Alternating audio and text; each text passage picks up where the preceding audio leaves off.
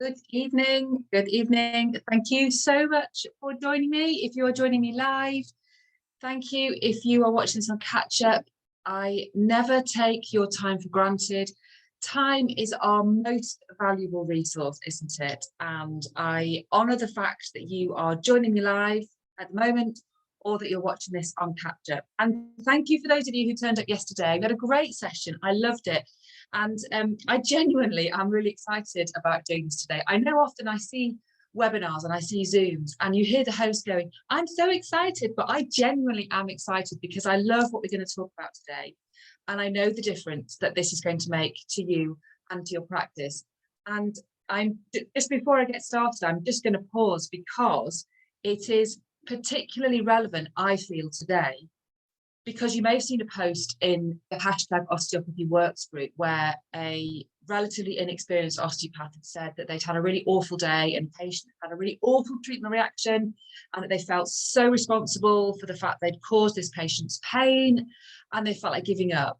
And a lot of us replied, all kind of saying very similar things, but it just made me realise how fragile some people's mental health is at the moment.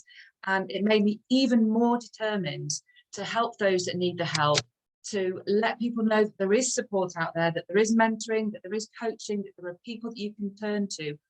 People like myself who have been in this business a long time, and I totally understand all the stresses and all the strains and all the anxieties that go along with that. So I'm just going to start off by saying that because it's so important that we look after those in our profession who are struggling. So that's what makes me feel excited about today, is because it just matters to me. It matters to me so much that I can share my knowledge and I can spread my experience with those that need it. So thank you again. And it's a very brief recap on yesterday. So we talked about our state, didn't we? We talked about the triad, which was our physiology, our focus, and the language that we use, and how we can change our state, how we can change our emotions by changing one or all of those three things. And then we talked about the 6 human needs and how important the 6 human needs are in us understanding our own behavior, why we do the things that we do, why we behave the way that we behave. And then we finished off talking about our why, and our why is so important. And I feel for that person in the osteopathy works group today who was questioning her reasoning for being an osteopath. If she goes back to that why she decided to be an osteopath, I really hope she will be able to overcome that. So that was briefly what we talked about yesterday. Let me just share my screen again, and then I can show you what I have planned for us for today. Let's do a quick screen share for you. I'm going to work out this technology. Share my screen. Let's go that one, and let's share that one.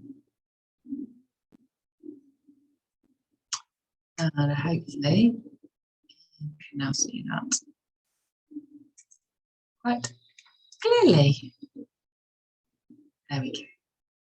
See that. Check.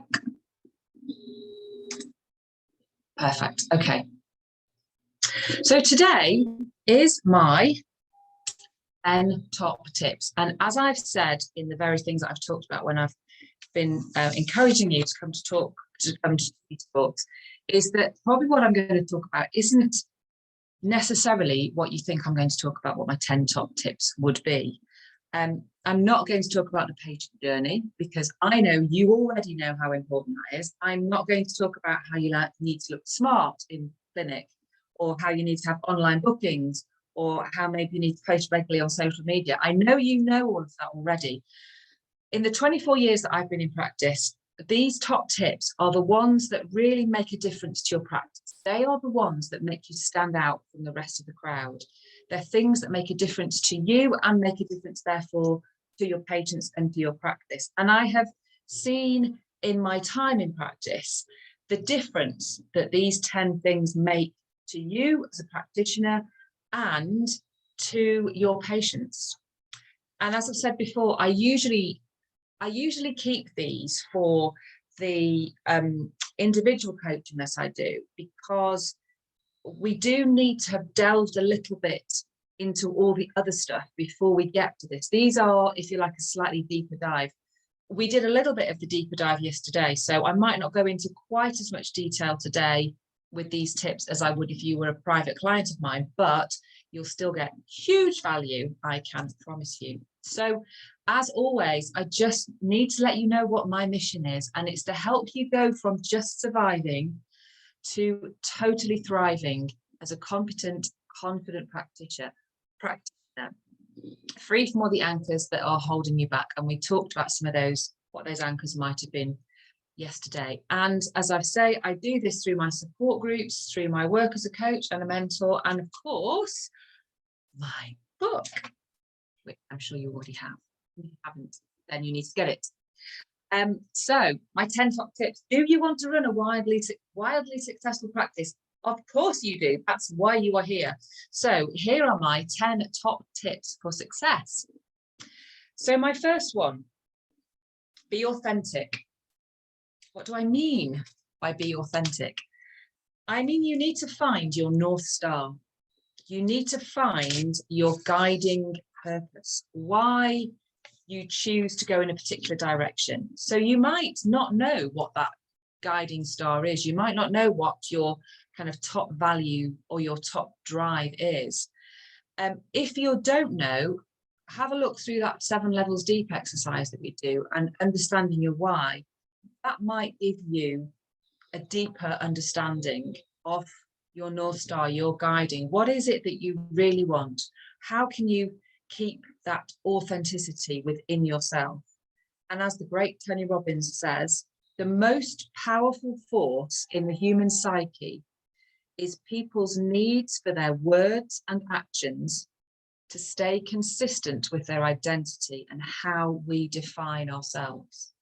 So the most powerful force in the human psyche is people's need for their words and actions to stay consistent with their identity, how we define ourselves. So in a nutshell, basically what that means is if you are doing and saying and living authentically to you, what you feel is totally right for you, that is a brilliant way for you to run your practice, because that will go through everything that you do. And the reason why I say that's important in my time in practice is everything that I do, everything that I have done with the belief it needs to be outstanding, not just good, it needs to be outstanding. So my receptionists are outstanding.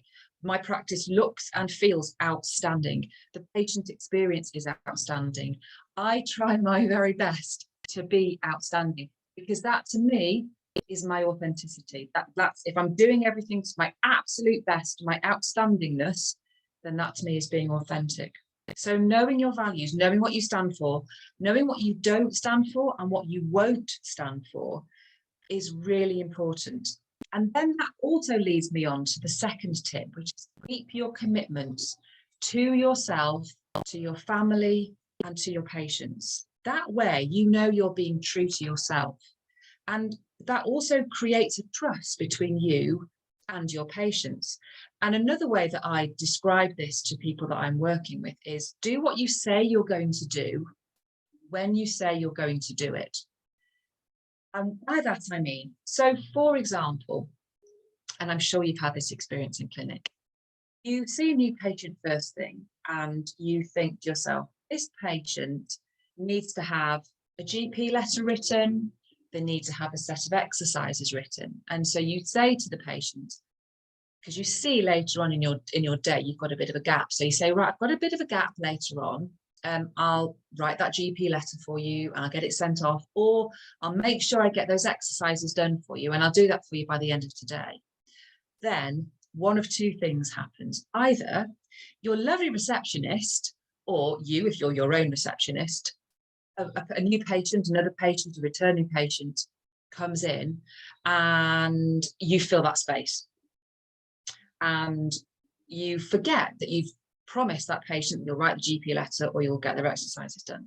So the end of the day comes, you're tired, you've had a busy day, you're going out that night, you're playing footy, you're going to cinema, whatever it is, you totally forget to write the GP letter or to do the exercises. And so the next day, the patient phones and says, well, where's my exercises? You told me I was going to have my exercises by the end of the day and I haven't got them. And then you feel really bad because you haven't done what you said you were going to do when you said you were going to do it. So a little tip that I give to my coaching clients is, don't say you're going to do it within 24, 48 hours. Say, I will get this through to you in the next couple of days. I'll make sure your GP has had the letter in the next couple of days. That gives yourself a little bit of space. If you do forget, or if something else comes up, it gives you just a little bit of space to get that thing done. Now, if you get it done in under that time, brownie points for you. But if you don't get it done in that time, you're not going to wake up the next day and think, oh my goodness, I've forgotten to do that, and feel really bad about yourself. It also puts in a little bit of a boundary for you, which is very good in terms of keeping yourself not burning out, is if you don't try and do everything all in one day. So keeping your commitments, doing what you say you're going to do when you say you're going to do it, but giving yourself a bit of space and a bit of time. I could not do a talk on my 10 top tips without talking about these 2 points. Now, I know as osteopaths, you know all about this already. I totally get that, but I just want to talk about rapport in a slightly different way than maybe you've come across it before. As well as being an osteopath, I'm also an NLP master practitioner, which basically means I've delved really deep into how and why our mind works the way that we do. And so I'm sure you know what rapport is. Rapport is that sense of connection, acceptance and openness between people that allows communication to happen on a much more subtle level. It's the ability that we have to enter somebody else's world, to make them feel that you understand them and that there's a strong connection between the two of you. And there are 5 main ways that you can create amazing patient rapport. And I'm sure you know these, but I'm going to go over them anyway, just as a little aid memoir for you. So it's your posture, how you're sitting. Remember to match or to mirror your patient's posture. Your facial expression. Are you quite an animated person, or are you quite a kind of a keeping yourself to yourself person? If your patient is quite animated, slightly increase your animation if you're not, and the other way around, if they're a little bit more static and you're quite like this, just keeping yourself mirroring what you're seeing, it helps that patient to see you as like a mirror image of themselves. It's the same with your breathing. If you breathe quite quickly, catch your breath a lot, if they do that, again, mirror it slightly. I mean, don't go mad, don't make yourself sound or look ridiculous, but it really allows them to kind of see a mirror image of themselves. And that's a really good way for them to feel you're getting into rapport with them, and they're getting into rapport with you. And then they will feel much more comfortable to open up and just to tell you about stuff that maybe they're a little bit uncomfortable telling you. And then the kind of words that they use as well. So in NLP, we have this thing which is called the different language patterns that people use. So some people are very kinesthetic, so they're feelers. So they might describe their pain in a kinesthetic way, a kind of feeling way. It feels like, so say for example, if they're having radicular pain, it feels like a red hot poker down my leg. Or they might describe something to you and say, if they're visual, so some people are very visual, so they might say, do you see what I mean? Or that kind of expression. So listening to the types of words that they use, then repeating that type of language back at them is really helpful. Now, it takes a bit of practice. And I usually suggest to people that you just maybe write or annotate somewhere what kind of language you heard them say. And then the next time they come in, use that language and you'll be straight back into rapport with them. So matching and mirroring and the language that you use, super, super important. And number 4, this leads on from creating rapport. It's make your patients feel listened to, cared for, and understood. Now, any research into the therapeutic practitioner-patient relationship. The words that patients use to describe the important ingredients of a therapeutic relationship are: my practitioner was keenly interested, they were a concerned listener, they were somebody who spoke my language. So can you see how rapport and the language help that patient to feel listened to, cared for, and understood? And it's that feeling that you're understanding them, that you get them. It's the same thing that we get if you think about your friends, or you think about a mentor that you have, or an influential person that you follow. You get the feeling that your friends, you know, they get you. Maybe you've got a few quirks, but they get you, they understand you. That's the same with our patients. They want to feel that you get them, so that they can tell you those things that they're not maybe necessarily comfortable talking about. People tend to operate as if their version of the world is the correct one. And I'm not at all saying that you have to agree with their values, with their principles, with their politics. But if they can see that there's an understanding, it's a really important bridge between their world and our world. And they feel that you are entering their world, that you're part of their world. And they will therefore feel listened to, cared for, and understood. So 5, 6, and 7, solve bigger problems. I want to read you something which I'm hoping is going to explain what I mean by solving bigger problems. Because as you know, we are trained to diagnose. We are not trained just to put a little sticking plaster over a problem, are we? We are trained to diagnose. And that training and that expertise means that you solve bigger problems than, say, for example, and no disrespect meant here at all, than a massage therapist or a sports masseur or someone who hasn't done 4 years of intensive training and exams and tests and knows the physiology and the anatomy of the human body inside out, back to front, upside down. You know, every single nerve, every single muscle, the origin, the insertion, we know it all, okay? So, and because of that, we can solve bigger problems. And I'm sure you've probably heard this, but I'm just going to read it to you anyway, because I think it really highlights to me our expertise. So, a giant ship engine failed. Ship's owners tried one expert after another, but none of them could figure how to fix the engine. Then they brought in an old man who had been fixing ships since he was young. Don't worry about the age thing. He carried a large bag of tools with him, and when he arrived, he immediately went to work. He inspected the engine very carefully, top to bottom. 2 of the ship's owners were there watching this man, hoping he would know what to do. After looking things over, the old man reached into his bag and pulled out a small hammer. He gently tapped something. Instantly, the engine lurched into life. He carefully put his hammer away. The engine was fixed. A week later, the owners received a bill from the man for £10,000. What? The owners exclaimed. He hardly did anything. So they wrote the man a note saying, please send us an itemised bill. The man sent a bill that read, tapping with a hammer, £2. Knowing where to tap, £9,998.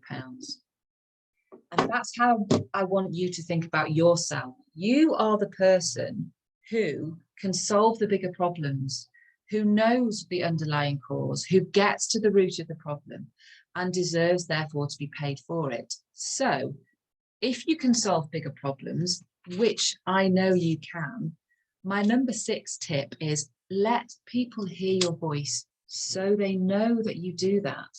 So they know that when they come to see you, they are going to get treatment from a really experienced, highly trained professional healthcare person, osteopath. Sometimes we need to get out of our own way in order to let people hear our voice. And I'm always bemoaning the fact that osteopathy is still really one of the best kept secrets in the healthcare world. I do my best, as you can probably tell, to get my voice heard, not just within our profession, but within the wider world.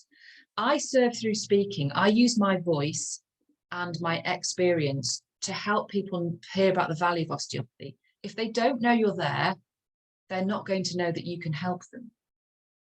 And it's strange, isn't it, the way that the universe works? Because when I was planning my talk, I wanted to talk to you about my experience of how I built my voice up, how my voice became louder within the world of osteopathy and my patient base. And when I've always had a real passion to work with babies and children and pregnant mothers. And I used to volunteer at the OCC when it was here in Manchester. It is no longer here, unfortunately. Then I went to do my diploma at the OCC in London. So that involved me going to London every week. I live in Cheshire, so that's a 1 hour 50 train ride from where I live to Euston. Then it was probably 3/4 of an hour, maybe an hour across London. I'm sure you Londoners know what the transport links in London can be like. So I would do that. I would travel from Cheshire to London every day for 2 years, 1 day a week, sometimes twice a week if we had to do some hospital work. And so I had a lot of experience. It was hard, but I gained an incredible amount of knowledge from doing that, thanks to all my amazing tutors that I had there. So I had then all this experience, and I thought, right, well, I know what a difference my treatments have made when I've been working at the OCC. I want my local community to experience that.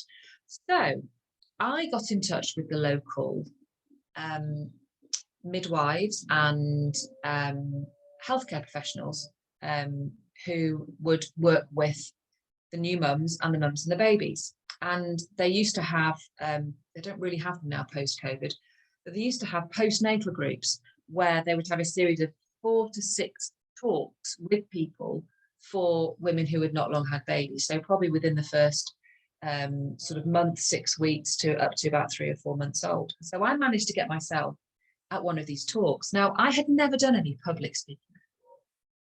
I don't feel comfortable doing that. I'm an introvert by nature. So the thought of having to go out and prepare a speech and talk to a group of new mums and screaming babies, as you can imagine, was quite scary. But I had this drive. I knew people needed to hear my voice. So I got myself very prepared, and I would take with me my little baby skull, so I could explain to them, you know, why babies can't suckle very easily and all the difficulties with feeding. Oh, I've managed to click my page. So let's go back a page. I would take with me my pediatric manual medicine book, and I would make sure that I had the page opened at the bits that would show them. I'm going to show you, you may have this book yourself.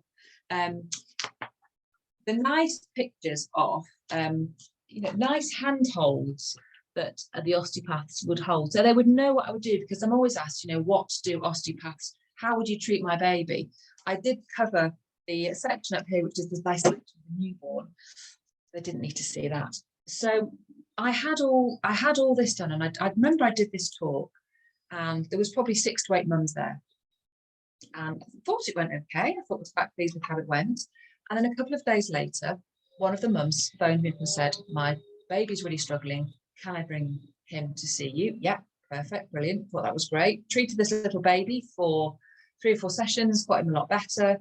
And then over the years, since I did that talk, I treated him occasionally, but I treated the mum a lot more. She ended up having a really nasty injury after her 2nd child was born. And then, quite bizarrely, on my patient list this morning was this lady. This is absolutely no word of a lie. I promise you, I'm telling you the absolute truth. She appeared on my list this morning. And it's probably 3 years since I've last seen her because of COVID. But I asked her today, how old is her son, who was the oldest son, who came to see me? And he's 16 years old.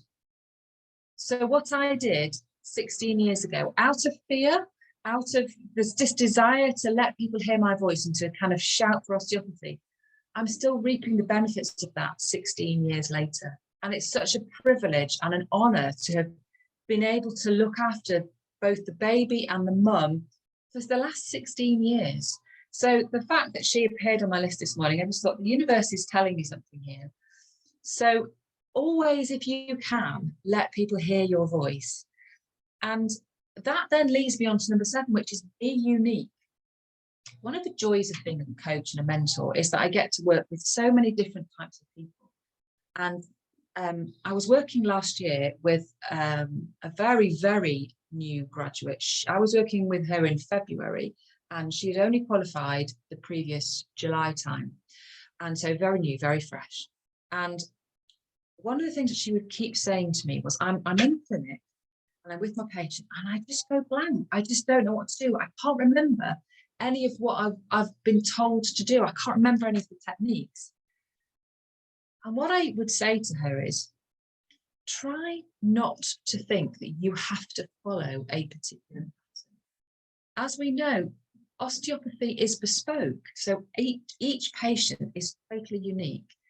If you think about the Laurie Hartmans in our profession, the Steve Sandlers, the Caroline Stones, all of whom I have to say I've been blessed to have been taught by, they've all made up their own techniques, and you can too. Don't feel that you have to follow a particular way of doing something that you've been taught by your tutors. I mean, we're taught a huge amount of techniques, aren't we? AT Still allegedly didn't teach his students any techniques at all.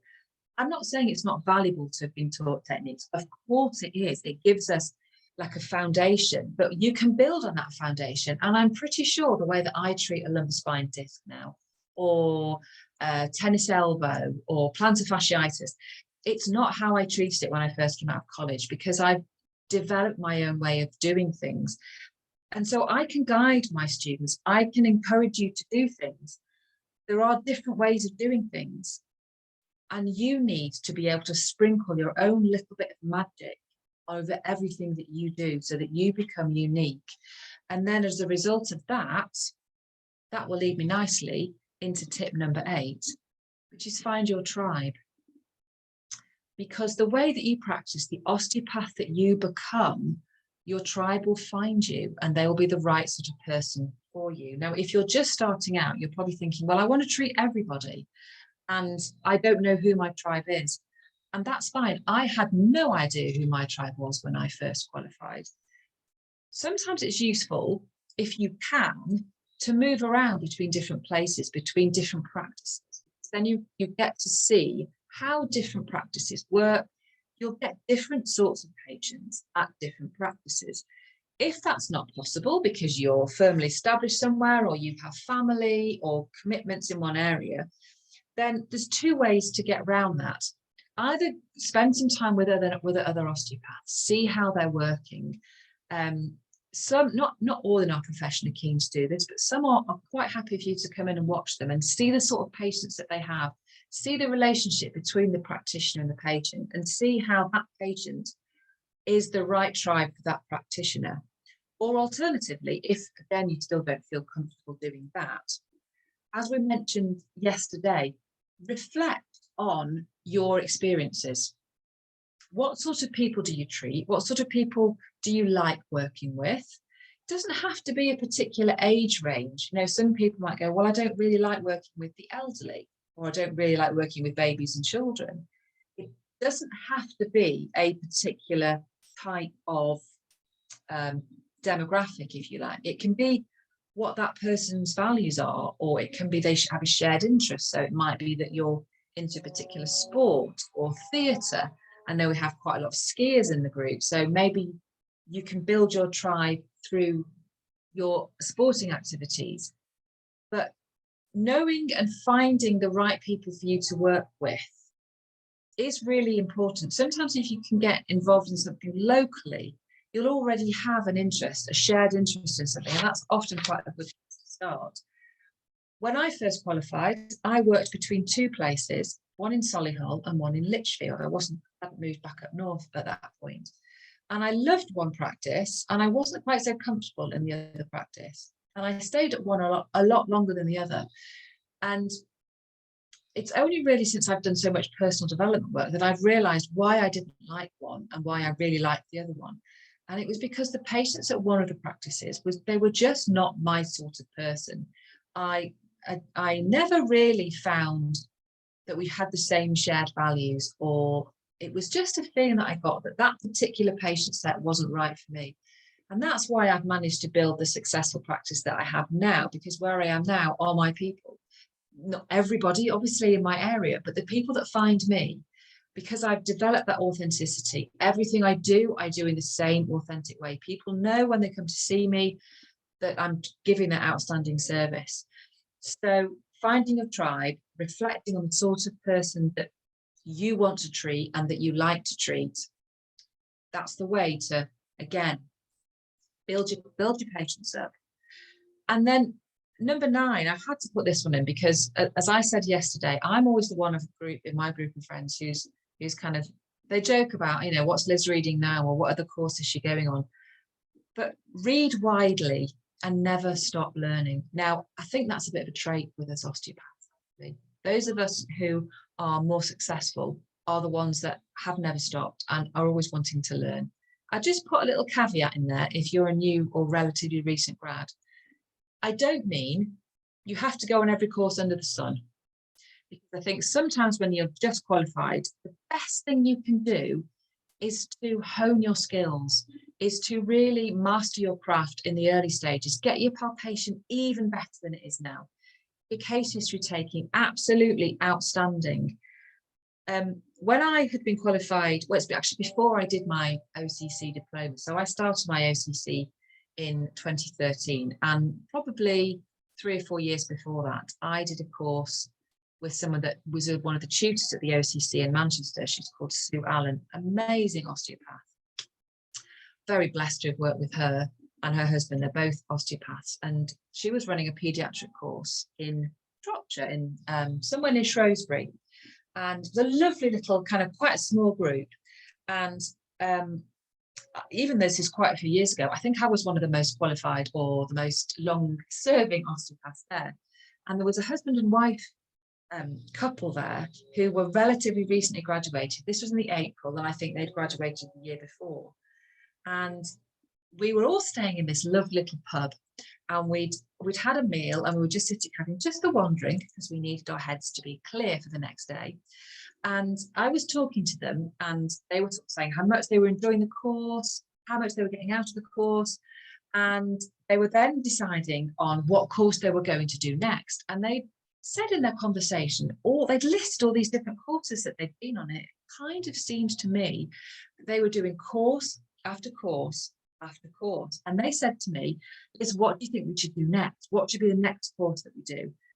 And I said to them very carefully, I don't think you can do any more courses. I think you need to just master what you already know, get really good at all the experience that you've got, and don't think just by doing another course that's going to make you feel more confident, because I think that's sometimes what people think, is that if I do another course, I'm going to be better, or if I do another course, I'm going to be more confident. So read widely and don't stop learning, but don't do too many courses in the early stage of your career. The general advice is try and read for at least 30 minutes a day. It's not always possible. I admit I don't always read 30 minutes every day. You probably say, I haven't got time, but actually, if we look at how we spend our time, how long do we spend actually on these things, just scrolling and scrolling and scrolling? How long might you spend on Netflix? Oh, just watch another episode of Netflix. Rather than watching another episode, pick up a book that you want to read. And it doesn't have to be an osteopathic book, personal development book. Look at another book on nutrition. But just keep your knowledge base up, because again, you're still then being that outstanding osteopath. You know you can be, and that your patients need you to be. And I also would say that, sometimes we don't have to just read. We can listen to podcasts nowadays. I mean, I listen to some amazing podcasts. We can listen to audiobooks. So in this digital age, there are other ways of not necessarily having to sit there with the book in front of us. But whatever you do, keep learning, keep your knowledge and your experience going. And then my very final one, it's probably one of my favorites. It's say thank you. Thank you is often a word that's not used very much anymore in the English language. So thank your team, thank your patients, thank your family, thank your friends, thank the universe, thank yourself for what you've done. It's a bit of a props meeting tonight, isn't it? I have this in my practice. So I hope you can see that. This is a thank you that I have in my practice to my patients.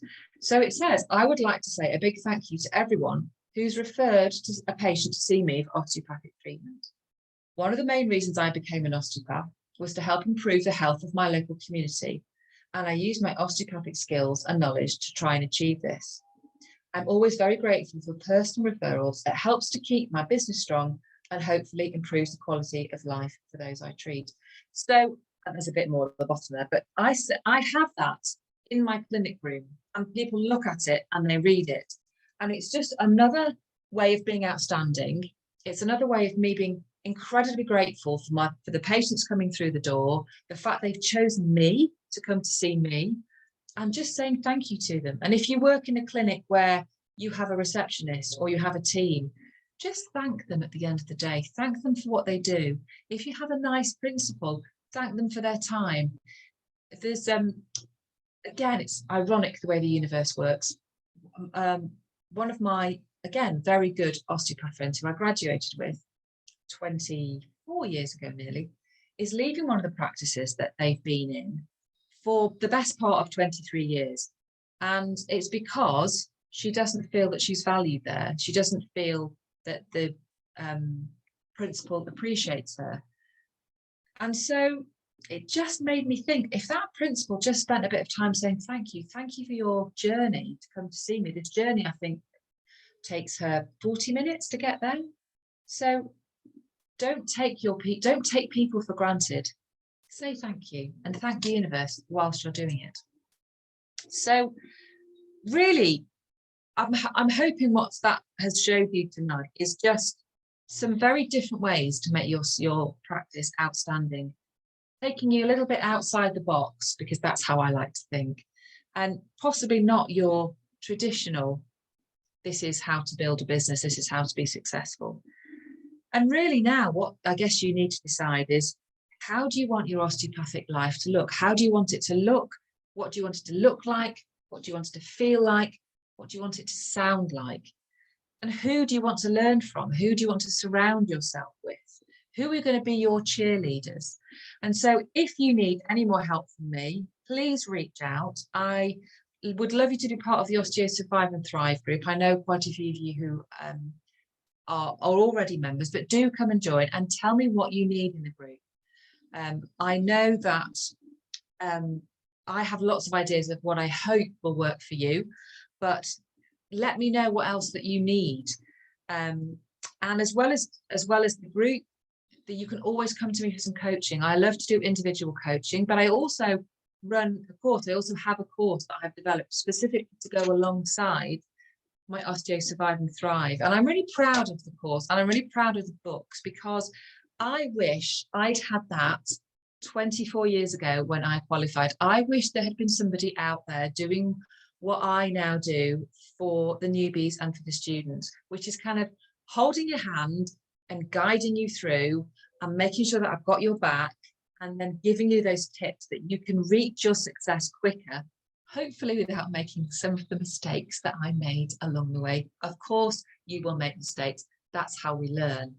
But if you can get your success up there quicker and faster, then come and do some training with me. I have my training, which is on Mastermind. So if you just copy that link down, because you've turned up here, there's a special deal on at the moment for Osteo Survive and Thrive members.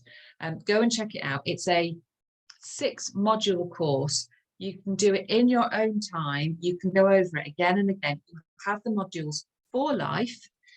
This is not, I don't believe in the courses that you have them for 6 months and then you're not allowed to have them anymore. Not when we've spent our hard-earned money on them. So you have them for life. You can go over them again and again. And maybe if I just show you, let me see if I can show you the sort of things that are on there. There we go. So The things that we talk about are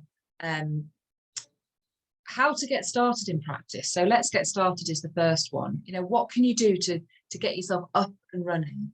And then creating your best osteopathic life. We've talked a little bit about that in these talks, haven't we? But that goes in a deeper dive into how to create your best osteopathic life. Money, money, money. Now, I haven't even touched on money in these talks. It's a difficult conversation to have, but the way that I look at it is thinking about, we provide such an amazing service for our patients. We're not selling anything, we are serving our patients. And when you look at it from that perspective, you're just providing a service, an amazing service, and we deserve to be rewarded for that. Your resilience toolkit, this is particularly important for those of you who are either in your final year or have not long qualified, because we can easily get overwhelmed by not having the boundaries in place, not looking after ourselves, not knowing what to do if we get ourselves into a tricky situation. And then a bit like I've talked about tonight, how can you become the go-to osteopath in your area?